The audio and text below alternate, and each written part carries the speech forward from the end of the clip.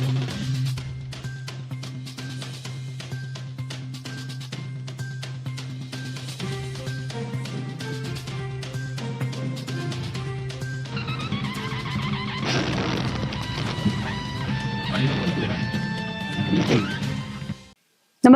आपण पाहता हिरकणी न्यूज.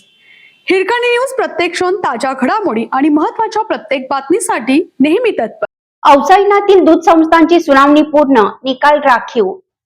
मुंबई उच्च न्यायालयाच्या कोल्हापूर सर्किट बेंचमध्ये अवसायनातील 193 दूध संस्थांबाबत सुरू असलेली सुनावणी बुधवारी पूर्ण झाली. मात्र न्यायालयाने निकाल राखून ठेवला आहे. दोन्ही बाजूच्या वकिलांनी सुमारे 1.5 तास युक्तिवाद केला.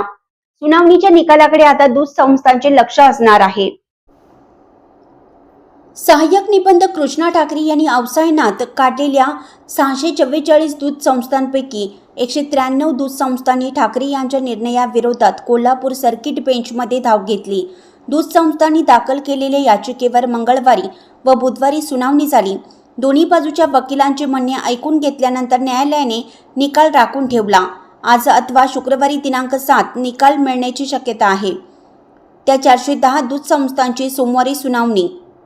महादेव दूध संस्थेचे संचालक प्रकाश बेलवाडे यांनी गोकुळने 410 दूध संस्थांना चुकीच्या पद्धतीने सभासदत्व दिल्याने त्यांचे सभासदत्व रद्द करण्याची मागणी करणारी याचिका सहकार न्यायालयात दाखल केली आहे.